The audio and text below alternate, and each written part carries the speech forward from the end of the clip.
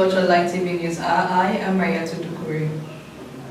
The registrar for the Canadian College, Adam Goodwin, has encouraged pupils to enroll for their tertiary education at Mile 91. According to Goodwin, the college is well equipped and has modern technology that will help students to have a vast experience in both the theories and practicals. I would say the important thing to understand is that Canadian College is really going for a holistic education. So we take, the traditional lectures extremely seriously, but we also build in a practical element to every class to make sure our students have the actual skills they'll need to be employed. But more than that, I think you can see that we take the environment, the culture we're building very seriously also. It's one thing to produce knowledgeable students or skilled students, but you also need to produce students who have the ethics, the culture that's going to propel Sierra Leone forward in the future. I would say we're affiliated to Jala University, so we follow very traditional Jala entry requirements. We're going to require English for all degree courses.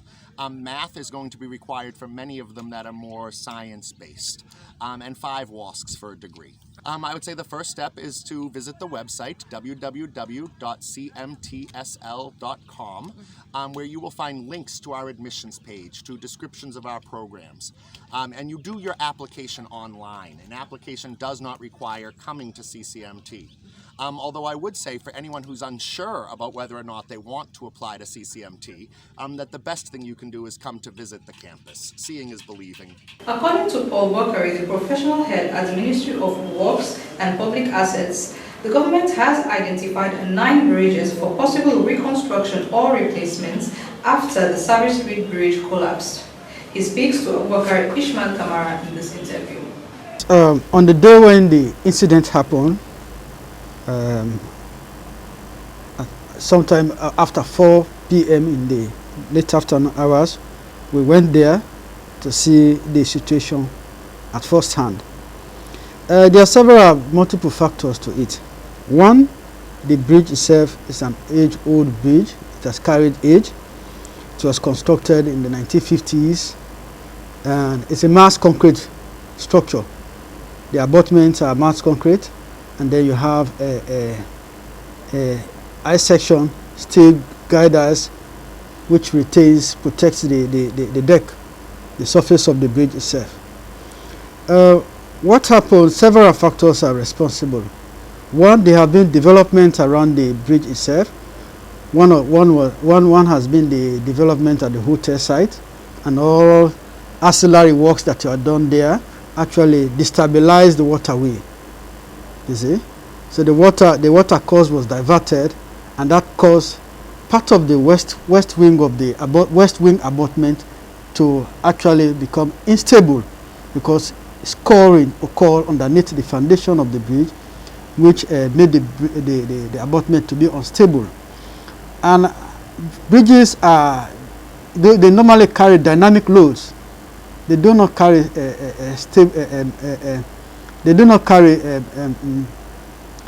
a static load, and since they are dynamic load, the stability of the bridge is a critical factor. If we can't maintain the stability of the bridge, there's probability that the bridge may become defective and it can collapse. And being that it's a mass concrete structure, it's brittle. It's not a reinforced concrete. If it has been a reinforced concrete, then the tensile load of the bridge would have carried a sustained load for quite some time. We would have seen tension cracks in the walls, which might have given us an indication that the bridge is about to collapse. But since it's a mass concrete one, it has been retaining the load for quite some time. But because of the imbalance, it's very brittle. It must have happened that a particular load must have engaged the bridge, moving load might have engaged the bridge, which the bridge can no longer sustain, so it had to give up, you see, and it collapsed. So development along the bridge is a factor, environmental factors also, because we are experiencing massive rainfalls, scoring along the bridge also occurred, and the human factor also. People have been mining clay around the bridge area. They've been looking for rich clay for them to do their pottery work, because they are doing clay stoves around the area. So these are all multiple factors that are responsible for the collapse of the bridge. As a ministry, the ministry itself is reforming. And also the Sierra Leone Roads Authority is reforming. The Sierra Leone Roads Agency has actually worked on upgrading the laboratory so that appropriate tests will be done clearly with using advanced technology, so that beforehand we would have seen indications that certain of our road infrastructures are threatened, so that we go into action immediately. Also, we had an asset management department, the first of its kind, which incident happened. We've been working on three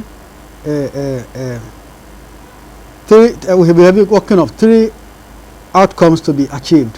One, to code in the area, protect the area, recover and clear all what has been destroyed. Two, to ensure that we investigate the causes of the collapse. The other aspect has been the reconstruction work itself. Government have been proactive in that. Since government have been working on the Longay Bridge, we knew that if we are going to construct a bridge from Longay to Freetown, that would have increased the traffic straight into the heart of the city. So, led by the Office of the Presidential Infrastructure Initiative, there have been assessments on 9 bridges, age-old bridges in Freetown.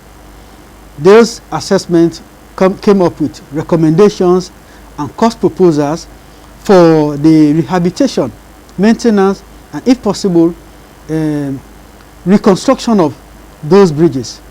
Government has been in discussion, advanced discussion about replacement of these bridges until we had this incident on the 17th, and Thursday the 17th in the late afternoon hour. As Kamaripa's court trial continues, Police Detective Inspector Lansana Tarawali testifies before the court of law.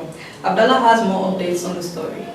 On Monday, 21st of September 2020, the trial of the chairman and leader of the Alliance Democratic Party, Mohamed Kamaremba Mansari and Marian Aouni, continued in Sierra Leone's Court of Sexual Violence. The state prosecution witness, Detective Inspector Joseph Sari Kamara of the Sexual Assault Syndicate at the Family Support Unit, CID headquarters, testified before Justice Samuel O. Taylor. The witness was led in evidence by the State Counsel, Omuswari. The witness stated he recalled on 23rd of July 2020, Detective Inspector Lansana Tarawali, Detective Inspector Abubakar Kamara, and among other police officers received the sexual penetration file. Moreover, Detective Superintendent Fatmata Dabo Kamara, through Detective Inspector Lansana Tarawali, arrested the accused, Marian Aouni, and her husband Kamal Aouni for an alleged offense of conspiracy to commit felony.